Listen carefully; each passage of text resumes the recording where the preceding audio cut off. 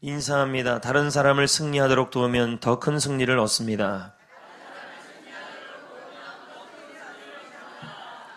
하나님은 우리 교회를 사용하시고 저와 여러분을 축복하여 주십니다. 브라질 의료업계는 한국 교민이 70% 이상을 잡고 있다고 합니다. 어떻게 이럴 수 있을까요? 브라질 전체 의료업계의 70%의 점유율을 한국 교민이 잡고 있다는 것입니다. 덕분에 한국 교민들은 부유하게 살고 있습니다. 어떻게 이런 일이 가능했을까요? 그 이유가 동대문 시장 출신인 한 미싱사 때문이었습니다.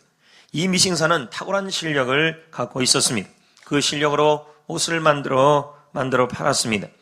반응이 좋았고 크게 성공하였습니다. 그런데 이분은 혼자 욕심을 내지 않았습니다. 대부분 사람들은 이렇게 자기가 잘해서 뭔가 잘 되고 잘 팔리면 이기심을 갖고 우리 가게만 잘 됐으면 하는 게 바람입니다. 그러나 이분은 그러지 않았습니다. 자기만 잘 되는 것이 아니라 남도 잘 되기를 원했던 것입니다. 그래서 이민 온 다른 한국인들에게 기술을 전수해 주었습니다. 전수를 받은 사람은 역시 다른 사람에게 기술을 전수해 주었습니다. 그러자 한국 교민의 시장이 점점 넓어졌고 브라질 의료업계의 전체 70%를 차지하는 그러한 일이 일어난 것입니다. 다른 사람을 승리하도록 돕자 자신에게도 큰 유익이 되었습니다. 오늘 말씀에도 다른 사람을 승리하도록 도와서 섬겨서 큰 승리를 얻은 사람들이 나옵니다. 오늘 말씀의 배경은 이렇습니다. 여호수아는 여리고성 전쟁에서 이겼고 아이성 전쟁에서도 이겼습니다. 그러자 가나안 민족 중에 한 민족인 기브온 민족이 찾아와 이스라엘과 화친을 했다고 말씀드렸습니다. 그러자 이 소문이 가나안 땅 전체에 퍼져버렸습니다. 그때 예루살렘 왕이 이 소문을 듣자 그 지역 안에 있는 가나안 왕들 중에 예루살렘 왕이 있었는데 주변 5 왕들에게 전가를 보냅니다. 뭐라고 전가를 왜 보내냐면 기브온 거민들을 공격하자는 것입니다. 왜냐하면 기브온이 우리 이 지역의 연합을 깼다는 것입니다. 배신했다는 것입니다. 그리고 우리를 정복하려고 했던 이스라엘을 더 강하게 만들었다는 것입니다. 그래서 자신들의 땅이 빼앗길 수도 있다는 것입니다. 그래서 기브온 민족들은 기브온 거민들을 공격하자는 것입니다. 지금 기브온 민족들은 위험에 처해졌습니다. 그러자 기브온 거민들은 어떻게 할까요? 바로 이스라엘에게 여호수아에게 도움을 구합니다. 자, 다 같이 6절입니다. 보겠습니다. 읽습니다. 시작.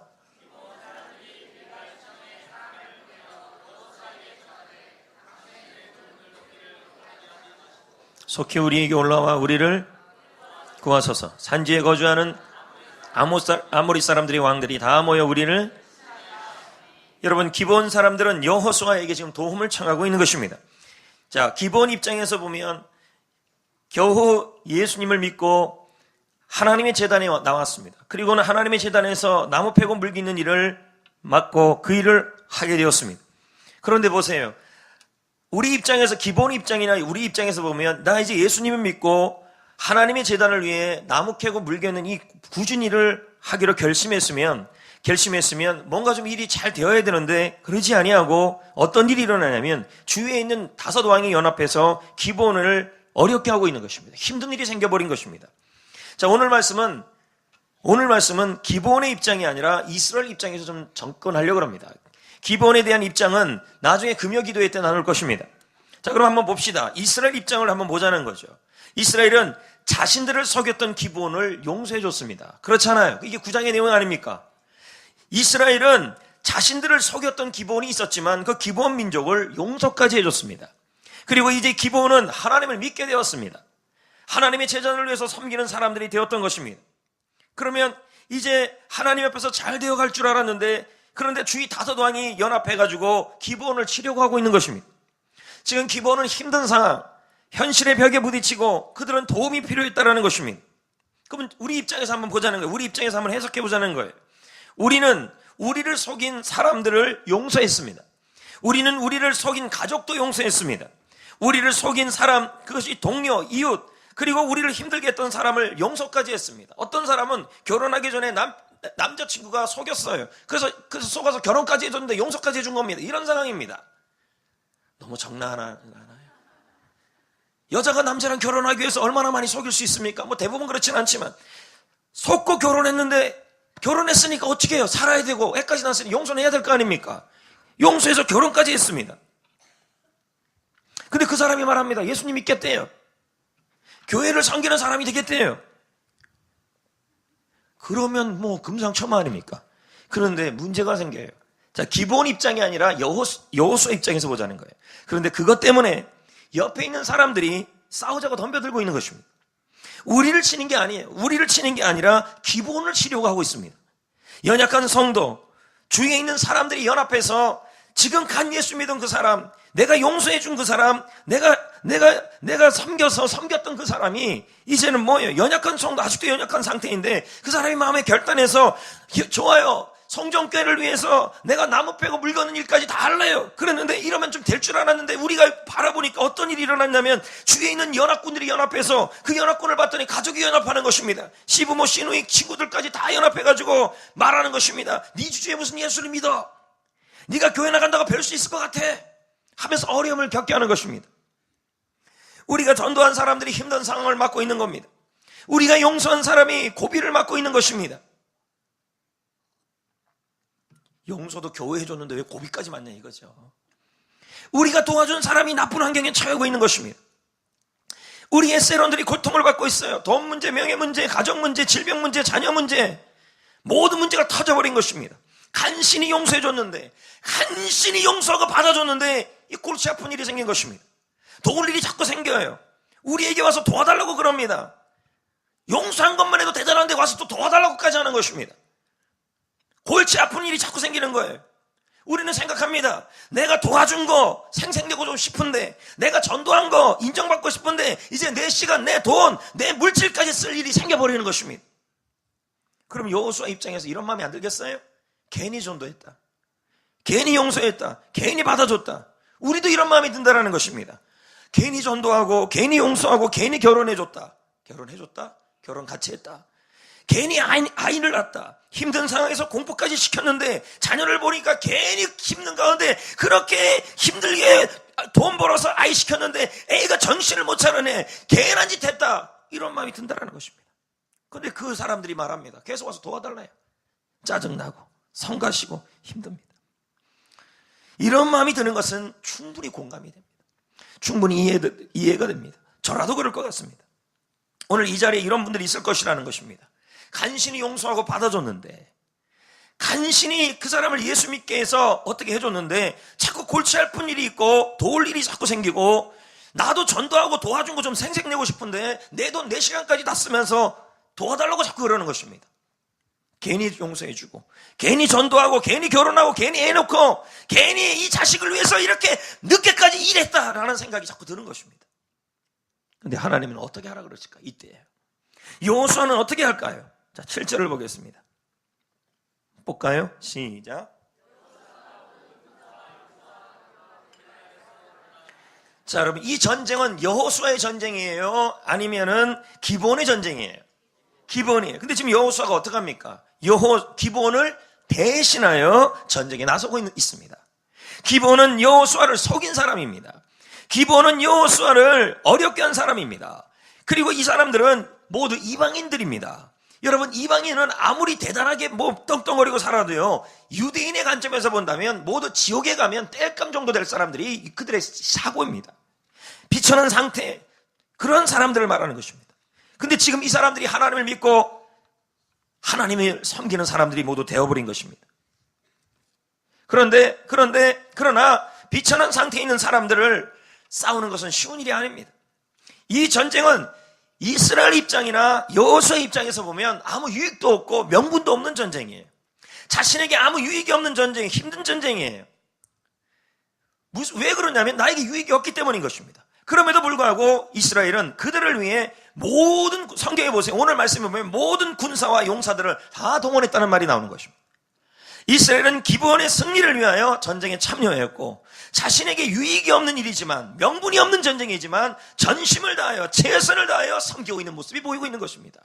그러자 하나님이 어떻게 하십니까? 여호수아에게 8절입니다. 볼까요? 뭐라고 나와요? 그때가 언제예요? 그때가 언제예요? 여호수아와 이스라엘 군대가 명분 없는 전쟁이고 유익이 없는 전쟁임에도 불구하고 기브온을 위하여 도와주러 올라갈 때입니다. 그때 어떤 일이 일어납니까? 하나님이 역사하시기 시작해요. 어떻게 해요? 여호수아에게 이르시되 그들은 누굽니까? 그들은 누구예요? 네? 여러분 이렇게 문맥 파악을 못하셔서 어떻게 아이들 보고 국어 못한다 그러십니까? 그들은 누굽니까? 객관식으로 해드릴게요. 1번 이스라엘, 2번 기브온, 3번 아모리 다섯 왕. 왜 객관식이 이렇게 익숙하십니까? 그들은 아모리 다섯 왕을 두려워하지 말래요. 나 여호와가 그들을 아모리 사람들을 너희 손에 넘겨주고 그들을 중에서 그 아모리 사람 가나안 사람들 중에서 한 사람도 너를 당할 자가 없을 것이다. 하나님이 지금 약속하고 있는 것입니다. 여러분 여호수아와 이스라엘 모든 군대가 기브온을 도와주러 올라갈 때가 바로 그때인 것입니다. 그때 하나님이 여호수아에게 이렇게 약속하는 것입니다. 큰 승리를 약속하는 것입니다. 여호수아야, 네가 명분이 없는 전쟁임에도 불구하고, 네가 아무 유익이 없는 전쟁에도 불구하고, 네가 손해보는 전쟁에도 불구하고 기브온을 도와주려고 섬기려고 참전하는구나. 가나안 연합군을 두려워하지 말라. 너가 그 전쟁에 참여했기 때문에 너는 승리할 것이고 내가 너를 이기게 할 것이고 너를 당할 자가 없을 것이다. 진짜 큰 전쟁은요 어디에서 일어나는지 아십니까? 마음에서 일어나요. 마음에서 있는 전쟁을 이겨야. 그러니까 지금 이 입장에서 여호수아의 입장에서 가장 힘든 갈등을 하고 있는 거예요. 내가 용서해줬는데, 내가 받아줬는데, 내가 전도까지 했는데, 내가 용서까지 해서 결혼까지 해줬는데, 뭐 별의별 생각이 많은 거예요. 이 마음속에 그 사람을 섬길 마음이 생길 수가 없어요. 근데 여러분 성경 역사에서 66권, 아니 전 세계 역사에서, 전쟁사에서 이런 승리를 얻은 것은 여기밖에 없어요. 어떤 승리입니까? 이제 이 8절이 지나가서 그 이후에 진짜 전쟁이 일어나는데 태양이 멈춘 사건은 여기밖에 없어요. 전쟁하다가요. 기브온의 머리 위에 태양아 멈춰라. 태양이 멈춰요. 여러분 1970년경에 미국 나사에서 인류의 시간을 계산하다가 23시간 얼마가 부족한 거예요. 아무리 찾아봐도 과학자들이 찾을 수가 없어요. 성경을 뒤져보니까 나온 거예요. 태양이 하루 반나절을 섰다는 얘기가 나오니까 그 시간을 집어넣으니까 정확하게 맞아떨어지는 거예요. 인류 역사상 이런 최고의 승리, 태양이 멈춰서 승리한 사건은 바로 이 사건밖에 없어요. 저는 여기서 하나 깨달은 거예요. 내가 마음의 전쟁에서 너무 힘들지만, 남을 섬기고 도와주는 게 너무 힘들지만 명분 없어, 유익이 없어요, 손해봐요, 힘들어요. 그리고 그런 전쟁임에도 불구하고 마음의 갈등을 이겨내고 내가 그 사람을 섬기고 도와줄 때 하나님은 큰 승리를 주신다는 말이에요. 아멘. 여러분 이스라엘은 기브온의 승리를 도왔어요. 그래서 하나님이 어떡합니까? 가나안 연합군과의 전쟁을 이기게 만들어줬어요. 기브온은 살 길이 열렸고 이스라엘은 큰 승리를 경험했고, 이 승리로 이스라엘은 가나안 정복 전쟁이 수월하게 됐어요. 남을 뒀자 축복의 땅에 더 빨리 들어가게 된 거예요. 어떤 분은 그래요. 나는 죽었다 살게도 마음이 안 내킨대요. 교회 봉사하는 게 마음이 안 내키고 남을 섬기는 게 마음이 안 내킨대요. 지금 기브온 여호수아의 갈등이 그랬던 거예요. 기브온을 섬길만 하는데 아무리 생각해도 내가 언제까지 용서해주고 언제까지 섬겨야 되나 이런 마음이 들 수 있다는 거예요. 그러나 남을 섬기려고 명분이 없어도 남을 대신하여 섬기고 도와줄 때 하나님은 그 섬김이 나에게, 그 사람에게, 모두에게 승리가 되게 만들어준다는 말이에요. 할렐루야. 다른 사람 섬기는 일이요 유익이 없을 수 있어요. 자신에게 손해보고 마음이 내키지 않을 수 있어요. 하지만 하나님은 다른 사람을 승리하도록 돕는 사람에게는 다른 사람도 승리하게 하고 자신도 승리하게 하고 유익이 되게 만들어주는 거예요. 어느 날 산악인 알렉이라는 사람이 눈보라가 몰아치는 상황에서 정상에 오르고 있었습니다. 어찌나 추운지 숨을 쉬기가 너무 어려웠습니다. 베테랑 산악인에게도 결코 쉬운 일이 아니었습니다. 정상까지 이제 얼마 남지 않았습니다. 그런데 위로 올라갈수록 눈보라가 더 심해지는 것입니다. 눈보라가 치면서 여기를 때리고, 한순간 알렉은 다른 산악인이 웅크리고 누워있는 것을 보았습니다. 웅크리고 이렇게 해요. 그대로 두었다간 얼어 죽을 상황이었습니다. 그는 심장박동이 희미하게 숨소리조차 아주 가냘프게 들려오는 것이 보였습니다. 다른 산악인 몇 명은 그냥 지나갔습니다. 도울 이유가 없다는 거죠. 왜 내가 손해보는 일을 하냐는 거예요. 명분이 없다는 거죠. 알렉과 동행한 사람들도 그냥 지나쳤습니다. 이렇게 말했습니다. 여기서 멈추고 저 사람 돕다가는 당신도 죽을 겁니다. 그 순간 알렉은 마음속에 가장 힘든 전쟁을 합니다. 여러분, 세상에서 제일 힘든 전쟁터는 여기에서 일어납니다. 도울 건가 말 건가. 아무 유익도 없고 명분도 없고, 저 사람 도운다고 내가 이렇게 너무 추운데 저 사람 도운다고 나에게 무슨 유익이 있을까? 이 전쟁이 있다는 거예요. 근데 이 전쟁을 할 때 하나님이 보셔요. 이때 여러분, 여호수아처럼 명분이 없어도, 유익이 없어도 여러분 섬기고 돕고 내키지 않아도 섬기고 도울 때 하나님이 그때에 우리에게 말씀하셔서 두려워하지 말라. 그 사람도 살리고 너도 살려서 너를 당할 자가 없게 만들어주겠다. 도운 사람을 당할 자가 없게 만들어주겠다. 그는 올라갑니다. 그는 그냥 죽게 내버려 두지 않습니다. 팀원들은 먼저 갑니다. 그는 쓰러진 사람 옆에 무릎을 꿇습니다. 그런 다음에 남자의 팔, 다리를 마사지를 하고 혈액을 돌게 만들어줍니다. 덕분에 남자는 다시 기운을 차립니다. 알렉은 그를 부축하고 산 아래로 내려옵니다. 의사가 그 두 사람을 진찰합니다. 말합니다. 당신은 한 사람을 살린 게 아니라 두 사람을 살렸습니다. 왜냐하면 당시에 알렉의 상태를 봤는데 팔다리에 동상 증상이 나타나고 있었습니다. 동상이 더 심해지기 전에 산에서 내려왔기 때문에 살 수 있었다는 거예요. 이대로 올라갔다면 이 손 발을 전부 잘라버려야 됐다는 거예요. 쓰러진 사람을 살리려는 그 노력이, 명분 없는 노력이, 아무 유익도 없는 그 노력이 그를 살린고 그 사람을 살린 거예요. 정상의 코앞에서 남을 섬기기 위해 가던 길을 멈추는 일은 쉬운 일이 아니에요. 성가시고 짜증난 일, 손해보는 일입니다. 아무 유익이 없어요. 하지만 여러분, 힘든 상황에 놓인 사람을 도우려고 시간을 낼 때 하나님은 더 큰 승리를 주실 것입니다. 예수님도 그랬습니다. 예수님은 이 세상에서 다른 사람을 섬기는 삶을 살았습니다.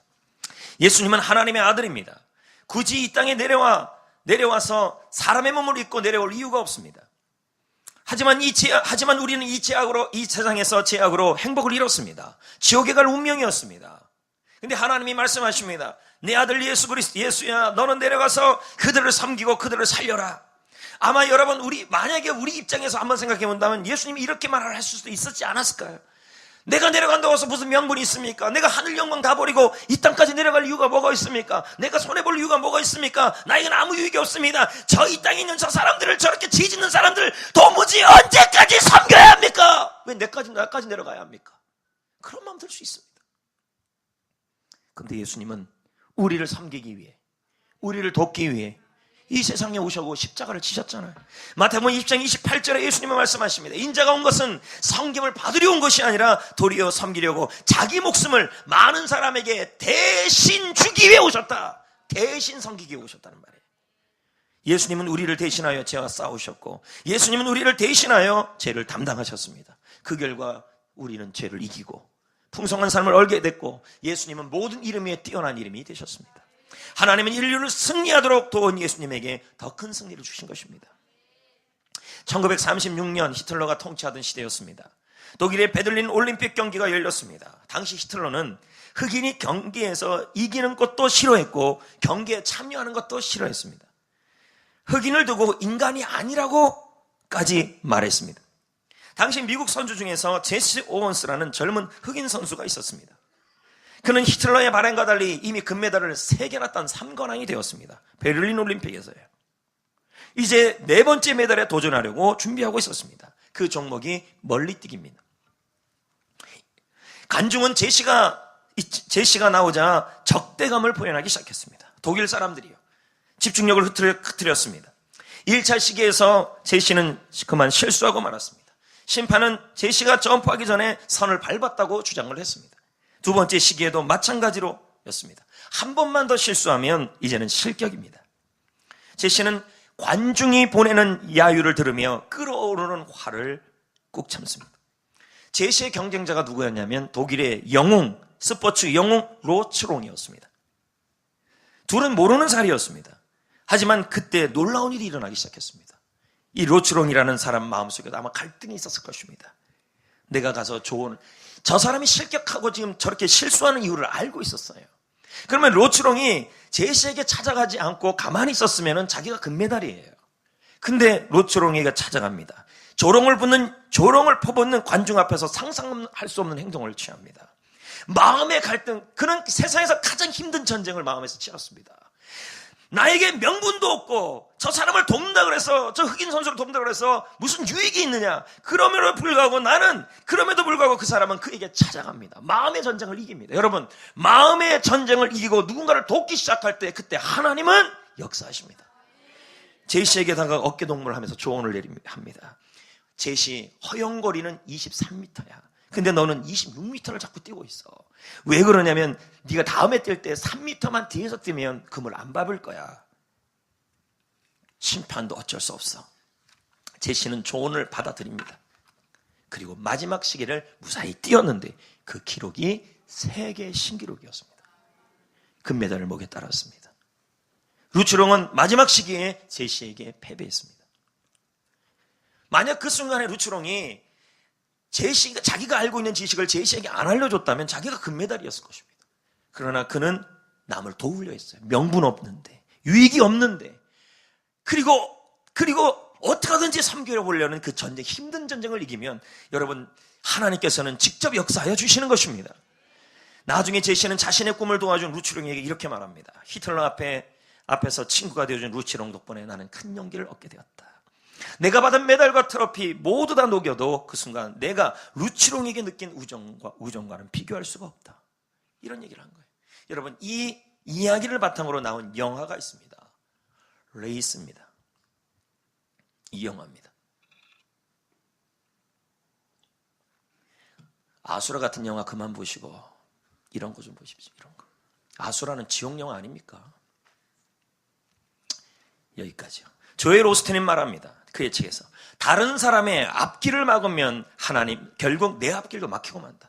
자기가 성공하기 위해서 다른 사람의 앞길을 막으면 결국 내 앞길도 막히고 된다는 거예요. 반대로 이기심을 버리고 다른 사람이 내가 도달할 수준에 이르도록 도와주면 하나님은 더 높은 단계로 끌어올릴 사람을 보내주신다. 다른 사람이 원하는 것을 갖게 도와주면 당신은 원하는 것을 갖게 될 것이다. 우리는 가끔 그런 생각합니다. 내가 그렇게 이기심을 버리면서 바보 숙명처럼 맨날 양보하고 그렇게 살면 세상이 나를 바보로 여긴다고요. 여러분, 세상이 그렇게 여겨도요, 하나님은 보십니다. 여러분,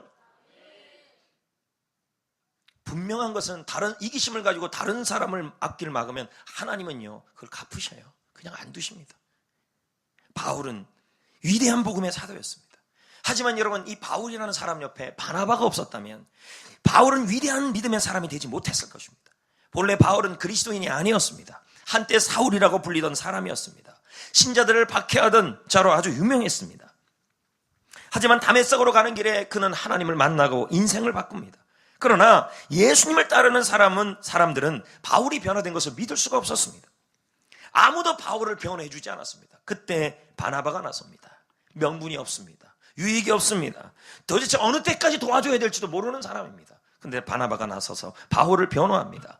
이 사람은 제가 보증합니다. 저는 바울이 어떤 사람인지 압니다. 그는 진짜 하나님의 신자입니다. 이 사람은 하나님께서 쓸 사람입니다. 이 사람을 믿어주십시오.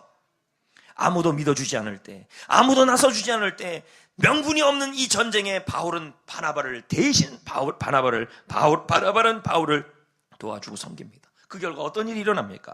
신약 성경의 13권, 27권 중에 13권을 사도 바울이 집필하게 되고 유럽 복음화를 이루어가는 것입니다. 만약 바나바가 없었다면, 명분이 없고 유익이 없지만 바나바가 옆에서 섬겨주고 도와주지 않았다면 바울은 없었을 것입니다.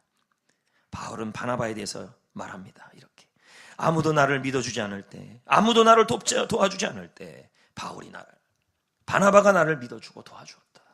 바나바 덕분에 오늘 내가 있는 것이다.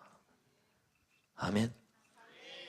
저는 책 한 권을 보았습니다. 그 책 제목은 지동직 씨가 쓴 배려라는 책입니다. 이 책에 보면 많은 이야기들이 나오는데 제 마음속에 계속 그 책을 읽으면서 여운을 남긴 사람이 한 명 나와요. 그 사람 이름이 한원태 씨입니다. 이 사람에 대해서 제가 좀 조사를 해봤더니 책을 한 2권을 냈어요. 300억의 사나이래요. 잘생겼네. 진짜 확인을 안 했었는데. 이 사람이 어떤 사람이냐면 정말 백도 없고 배경도 없는 사람이에요. 근데 300억이에요. 이 사람 한 명이. 직장이 어디냐? 서울은행 석수지점 용역직 청원경찰이에요. 근데 300억이에요. 도대체 어떻게 300억에 사나니가 됐냐는 거예요. 그 대답이 바로 섬김과 배려였어요. 백도 없어요. 아무것도 없어요. 백도 없고 배경도 없어요. 가끔 사람들이 그래요. 애들도 뭐라 그러냐면 나는 배경이 없고 태어난 게 이 모양이어서. 이 사람 보면 그런 말 할 수가 없어요. 그가 그의 인생을 역전시켰던 비결이 뭐냐 했더니 섬김과 배려였다는 거예요. 백도 없고 배경도 없지만 그는 섬김으로 인생의 역전을 이루었습니다. 한번 그 책에 보면 이렇게 나옵니다. 은행에서 노약자 고객이 오면 그 사람이 그 고객을 앉게 기다리게 하고 어떻게 하면 자신이 대신 가서 입금을 해줘요. 입금을. 그게 배려예요. 그게 섬김이죠. 친절이죠. 여러분, 우리 교회 성도들 중에서도 영업을 하던 회사에서는 이런 섬김과 배려만 있다면 이건 300억 이상의 가치가 있더라는 것이죠. 몸이 불편한 고객이 오면요, 어떻게 하는지 아십니까? 이런 은행에 있는 이 용역직 직원이 어떻게 하냐면 직접 그 가정의 방면에서 그 사람을 모시고 와요. 누가 시키지도 않았는데. 2년이 지나면서 이 은행에 진풍경이 일어납니다. 여러분, 은행에 가면 주로 어디에 줄을 서고 있어요? 네? 은행 안 다녀요? 창구잖아요. 네? 근데 청원 경찰 앞에 줄 서기 시작해요. 워낙 친절하니까. 워낙 배려가 많으니까. 워낙 섬김이 탁월하니까. 섬김 하나만 잘해도요, 사람이 이렇게 모여요. 외환위기 때 유수에는 은행이 망한대요. 근데 이 서울은행 지점, 석수 지점은 안 망해요. 왜요? 한원태 씨 한 사람 때문에 고객들이 돈을 인출하지 않아요. 지점장 때문도 아니에요. 오직 한원태 씨 때문이래요. 대량 감원으로 한파 속에서 죄송해요. 뭐 그럴 수도 있잖아요. 대량 감원 한파 속에서 많은 사람들이 일을 잃어가는데 300명의 고객들이 용역직인 그를 정식 직원으로 만들기 위해 탄원서를 내기 시작해요. 진짜 대단하지 않습니까? 고객들이 협박하기 시작해요. 은행에다가. 그를 정식 직원으로 발령하지 않으면 다른 은행 계좌로 돈 다 옮기겠습니다. 여러분, 이거 보통 일이 아니에요. 지점장도 이건 일반 말단도 아니고 그냥 용역직 청원경찰 하나가 자지구지한 된다니까 이 사람이 옮기면 은행이 움직일 수밖에 없는 상황이에요. 망할. 그러니까 이 사람을 어떻게든 정식 직원으로 만들어야 됩니다. 그렇죠? 그래서 새벽 4시에 지점장이 서울은행장 본점 은행장 집 앞에서 무릎을 꿇고 청원을 합니다. 왜? 라고 뭐라 그러냐면 서울은행과 거래가 없던 당시에 안양 유원지 상인 150명이 한원태 씨 한 사람 때문에 56억을 유치해버렸어요. 어떻게 움직여요? 이 사람 하나 때문에 이런 일이 지금 일어나는데. 야, 대단하지 않습니까? 그는 서울은행에서 명예퇴직을 합니다. 그런데 명예퇴직하면 안 데려가도 되잖아요. 근데 난리 났어요. 거액의 스카우트가 들어와요. 이유는 딱 하나예요. 섬김. 이런 사람이 없대요. 배려. 이분이 다 거절하고, 섬김 하나로 다 거절했어요. 다 거절하고 안양 북부 새마을 근거를 선택합니다. 근데요, 원래 사람들이 이렇게 잘 되면 또 초심을 잃잖아요. 근데 지난주도 제가 그랬잖아요. 초심이 겸손이라고. 새마을 근거로 올라갔는데도 변함없이 친절, 섬김, 배려 그대로 이어지는 거예요. 예전 고객 1,500명이요. 그를 따라 새마을 근거로 예금 다 옮겨버렸어요. 그가 온 이후에 새마을 근거는 80억에서 260억 예금이 늘어나 버렸어요. 그 사람 한 사람이에요. 딱 뭐냐면 섬김이었어요. 여러분, 이 능력을 어떻게 무시하겠습니까? 지금 제가 오늘 설교를 통해서 무슨 얘기를 하는지 잘 기억하셔야 돼요. 여호수아가 명분도 없고 지용식 역시도 한원태 역시도 무슨 명분과 이익이 있습니까? 그냥 명분도 없어도 어떤 상에서도 열심히 섬기고 배려를 한 거예요. 여러분, 이건 하나님이 알아요. 하나님이 알아요. 일개 용역직 청원 경찰이 은행 지점장보다 더 큰 힘을 발휘해. 우리 가끔 떡볶이 먹으러 가면 떡볶이 해주는 아줌마들이 그러잖아요. 알아서 먹다가 해요. 이러잖아요. 다시는 안 가고 싶을 겁니다. 우리 집이래. 우리 교회에서 떡볶이 하는 가정들이 있다면 제발 좀 그렇게 하시면 안 돼요. 그러면서 뭐 알아서 옵니까? 일개 직원 하나가 지점장보다 세졌어요. 왜 그랬습니까? 오직 백도 없고 아무것도 없는데 배려와 칭찬과 친절이었다는 거예요. 그는 손해를 보아도 짜증이 나는 일이 있어도 명분이 없어도 다른 사람을 승리하도록 도운 겁니다. 그 결과 다른 사람을 또 승리하고 자신에게 더 큰 승리가 온 거예요. 성도 여러분, 세상에서 이렇게 살면 다 바보라 그럽니다. 그러나 여러분, 우리 하나님은 살아계시는 분 아닙니까? 누가복음 6장 38절에 뭐라 그럽니까? 주라, 그리하면 너희에게 줄 것이다. 곧 후이되어 누르고 흔들어 넘치도록 너희에게 안겨주리라. 누가복음 6장 38절에 그렇게 나오잖아요. 누가복음 6장 38절이었습니다. 그리하면 주라, 섬겨라. 이게 성경의 원리예요. 여러분, 영업을 하든 장사를 하든 사업을 하든 교회 일을 하든 받으려는 사람보다 주려는 사람, 섬기려는 사람, 명분이 없어 손해가 없고 짜증나고 그래도 그 일을 하려는 사람에게는 우리 하나님께서 이렇게 복을 내려주신다는 말이에요. 할렐루야. 대부분 사람들은, 성도 여러분, 사람들은 다른 사람들을 승리하도록 돕는 일은 꼭 이렇게 남만이 아니라 우리 교회를 섬기는 일도 바로 다른 사람을 승리하도록 돕는 일입니다. 여러분, 교회를 섬기는 일은 예수님을 사랑하는 일입니다. 길버트 빌 기자인 박사는 말합니다. 그리스도께서 사랑하는 교회를 사랑하지 아니하면서 그리스도를 사랑한다고 말하는 사람은 그리스도를 정말로 사랑하는 사람이 아니다. 이건 뭔 말이에요? 예수님을 향한 사랑은 반드시 송전교회를 위한 사랑으로도 나타나야 된다는 말이에요. 왜요? 교회는 그리스도의 몸이고 그 교회를 위한 사랑이 바로 그리스도의 교회를 섬기는 일로 나타나야 된다는 것입니다. 이것은 자신의 은사에 따라 교회를 돕는 일입니다. 왜요? 우리는 다 왕같은 제사장이기 때문입니다. 목사만 제사장이 아니에요. 모든 성도는 다 왕같은 제사장이에요. 제사장이라는 말은 하나님의 교회를 섬기는 사람이랍니다. 그래서 리고레는 말하잖아요. 우리는 하나님을 섬기기 위해서 지금의 모습으로 지음을 받았다. 여러분이 지음받고 태어난 것은 하나님을 섬기기 위해서라는 것입니다. 바쁘다고요? 바빠도 우선순위는 잡으셔야 돼요. 섬김의 우선순위예요. 모든 성도가 하나님의 교회를 섬기는, 은사에 따라 섬기는 건 당연한 거예요. 어떤 분은 그럽니다. 교회를 섬기는 일이 무슨 유익이 있어요? 무슨 이익이 있어요? 손해보고 짜증나는 일도 많아요. 명분도 없어요. 이렇게 얘기하지 마시라는 거죠. 하나님의 교회를 섬기는 일은 내가 더 승리하는 길임을 기억하셔야 하는 것입니다. 올 한 해 동안 섬김과 봉사의 자리에서 수고해 오신 모든 분들에게 저는 감사합니다. 그리고 오늘 우리는 은사 사역 배치를 할 것입니다. 1인 3사역 이상 기도하면서 하시고, 세가족 공부나 해피코스를 수료하신 분들이 지원할 수 있습니다. 찬양팀과 교사는 학신반 이상, 전도팀은 전도학교 이상, 기도팀은 기도학교 이상 수료하신 분들이 지원할 수 있는 것입니다. 안희북 목사는 말합니다. 모든 성도들은 자신의 은사에 따라 교회를 섬겨야 한다. 비록 가진 은사와 맞지 않더라도 주님이 원하시면 교회의 필요에 따라 헌신하는 것이 진정한 사역자들의 태도이다. 비록 하고 싶지 않은 일이라도 교회가 필요로 하는 일이라면 기꺼이 섬길 수 있어야 된다. 이게 봉사자의 태도라는 것입니다. 여러분, 교회를 섬기는 일은 시간을 내야 하고 물질을 손해보기도 하고 명분도 없고 아무런 유익도 없다고 생각하여서 하기 싫은 분들도 있을 것입니다. 그러나 하나님이 여러분을 지으신 것은, 여러분을 지음받게 한 것은 하나님을 섬기기 위해서 지금의 모습으로 지으셨다는 것을 기억하셔야 하는 것입니다. 아멘. 성도 여러분, 세상에는 도움이 필요한 사람들이 많습니다. 심적으로, 물질적으로, 인생, 행복이 필요한 사람들이 많습니다.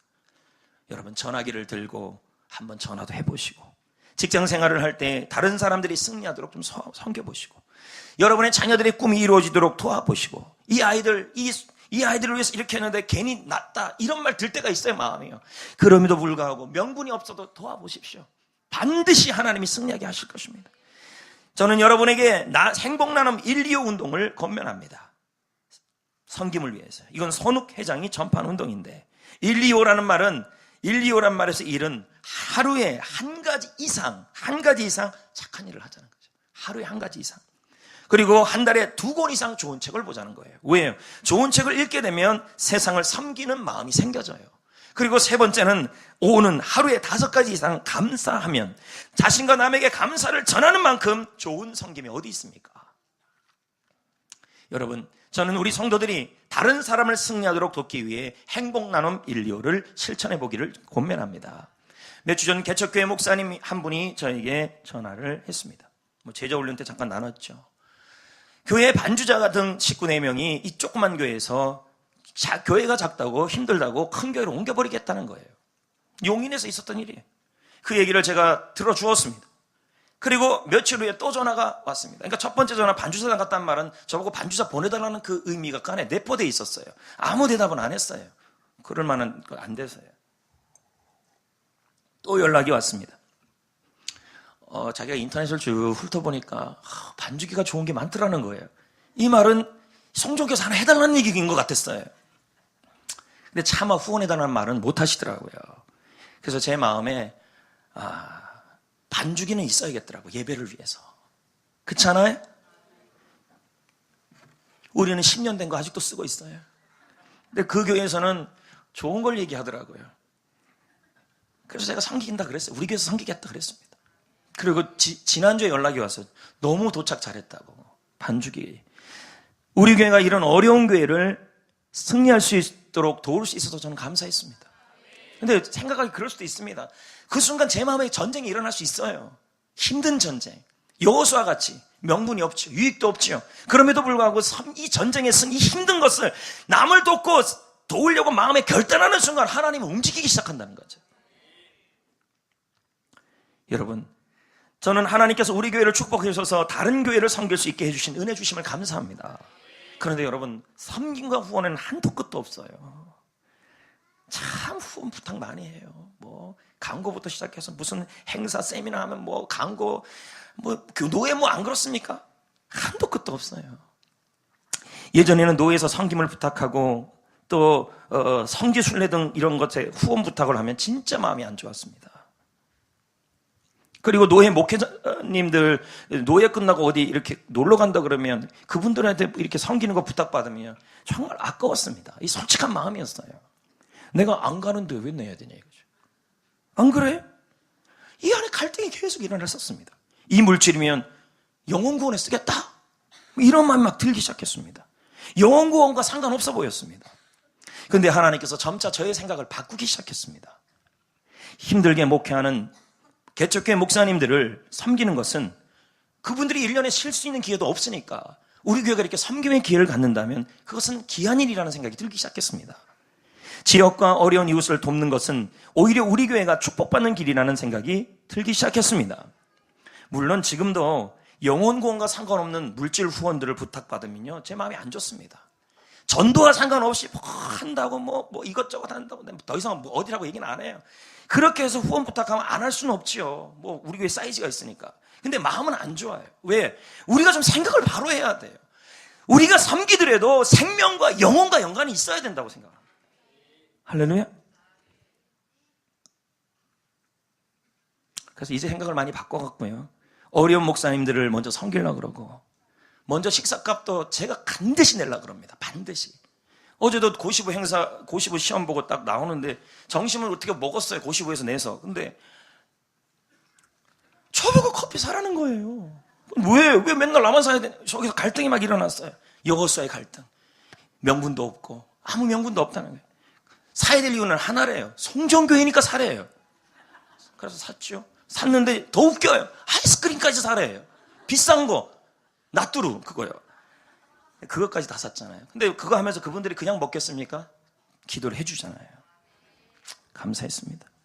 여러분, 어른과 아이의 차이가 뭔지 아십니까? 등치가 크다 그래서 어른이 아니에요. 등치가 작아도요, 남을 섬기는 마음이 있는 게 어른이에요. 교회가 크다 그래서 좋은 큰 교회가 아니에요. 어른 교회가 아니에요. 작은 교회라 할지라도 섬기고 나눌 수 있고 섬기고 나누고 배려하는 교회가 바로 큰 교회예요. 여러분. 할렐루야. 그래서 개척교회에서 전도지를 부탁받으면 반드시, 이번 주에만 벌써 2건이었어요. 그렇게 자주 하는 날, 그분들이 전도를 해야 되는데 전도하려는데 비용이 없다는 거예요. 그럼 어떻게? 전도지에 대한 가격이 너무 힘드니까 영혼구원 한다니까 어떻게 거절합니까? 또 섬기고. 여러분, 잠언 11장 25절에 말합니다. 구제하기를 좋아하는 자는 풍족하여질 것이요, 남을 윤택하게 하는 자는 자기도 윤택하여질 것이다. 더욱 감사한 건 우리 성도님들이 쌀이든지 물질적 후원이든지 저를 많이 풍성하게 도와주셔서 저는 원없이 다른 교회를 섬겨요. 지난 추석 때도 참 재밌는 일이 있었습니다. 우리 교회 청년들이 떡 케이크를 저한테 가져온 것입니다. 그러면 나만 먹으면 되잖아요. 근데 얘네들이 개척교회도 드리라고, 목사님 드리라고 또 갖고 온 거예요. 세상에 이런 기특한 일이, 누구한테 배웠는지 모르지만 참 기특한 거예요. 개척교회 목사님들에게 좀 섬겨달라고. 성도 여러분, 하나님께서는 우리의 삶 속에 계속해서 승리와 축복을 주시기를 바란다면 다른 사람들을 승리하도록 도우셔야 돼요. 성도로서 교회를 섬기고, 올해는 난, 내년에는 사역 이거 뭐고 다 그만둘래요, 이게 아니에요. 여러분, 명분이 없어도 손해를 보아도 교회를 섬기는 것은 그리스도를 섬기는 일이에요. 부모로서 자녀를 돕고 승리하도록 돕고, 직장에서 회사가 승리하도록 도울 때, 어려운 이웃과 도움이 필요한 사람을 섬길 때 배려 하나, 섬김 하나로 인생 역전을 이룬 사람도 있는데요, 하나님은 후이되어 넘지 안겨주실 것입니다. 노인대학, 김치, 만나푸드, 도로가 반찬 팀들, 다 팀들 있잖아요. 요즘 좀 이 팀들이 좀 약해진 것 같아요. 열심히 하셔야 합니다. 귀한 사역인데. 저는 오늘 말씀을 준비하면서 섬김이라는 찬양을 참 많이 불렀습니다. 이 찬양을 처음 만났을 때도 은혜가 되었지만 오늘 말씀을 준비하면서 다시 한번 마음에 와닿았습니다. 설령 지금은 우리가 모두 섬김이 연약한다 할지라도 예수님의 섬김에 따라 살겠다는 결단이 생긴 거예요. 여러분, 과도하게 나만을 왜 아낀다고 부자 되는 거 아니에요. 하나님이 복을 주셔야 돼요. 그렇잖아요. 한번 불러보고 오늘 말씀을 맺겠습니다.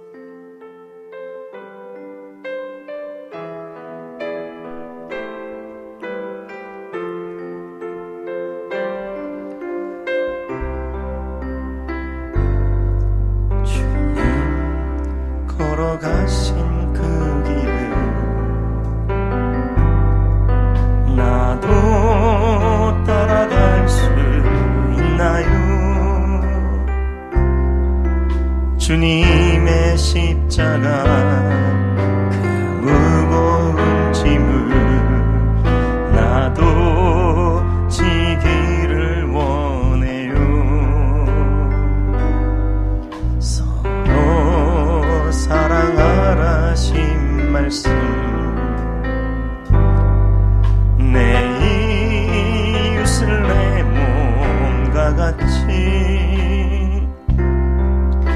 기쁨과 슬픔을 함께 나누면서 주님의 뜻을 행하리. 연약한 나를 강하게 하시고 주님의 일꾼 삼으사 어려운 이웃을 섬기며 주님의 사랑 전하게 하소서.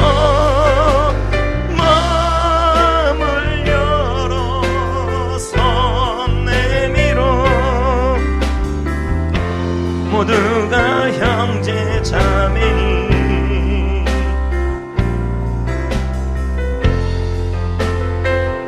주님의 평화가 이루어지리라. 이제 말씀을 맺겠습니다. 테레사 효과라는 말이 있습니다. 다른 사람을 섬기고 승리하도록 돕는 사람이 혈압과 콜레스테롤 수치가 낮아지고 모든 면에서 활력이 넘치는 삶을 살게 되었다는 것입니다. 여러분, 다른 사람을 섬기는 삶만 살아도 이런 효과가 건강에 유익해진다는 거예요. 또 한 가지는 다케다 하웨이라는 분이 계십니다. 일본의 100개 이상 상장 기업을 일으킨 일본 제1의 투자가입니다. 그가 말합니다. 돈을 많은 사람을 위해 기쁘게 하는 데 사용하면 자연스럽게 돈이 들어온다. 예수님의 말씀과 일치합니다. 예수님은 남을 승리하도록 섬기면 하나님은 큰 승리를 우리에게 주신다는 말인 것입니다. 여러분, 우리가 전도한 사람이 속을 썩입니까? 어려움을 줍니까? 우리가 용서한 사람에게 가정 문제, 도와준 사람에게 물질 문제, 봉사한 사람들에게 힘든 일이 터질 수도 있습니다. 살다 보면 힘든 친구의 승리를 위하여 우리가 도와줘야 될 때가 있습니다. 이때 마음에 갈등이 생겨요. 전쟁을 해. 정말 여로수아 입장에서는 그게 가장 큰 힘든 전쟁이에요. 그러나 여러분, 명분이 없어도 손해보는 일이어도 다른 사람을 승리하도록, 교회를 승리하도록 도울 때 하나님은 우리에게 큰 승리를 허락하여 주실 것입니다. 한 주간 동안 행복 나눔 1, 2호를 하십시오. 하루에 한 가지 이상 착한 일, 한 달에 좋은 책 2권, 하루에 감사 5번 하는 삶을 사시기를 축복합니다.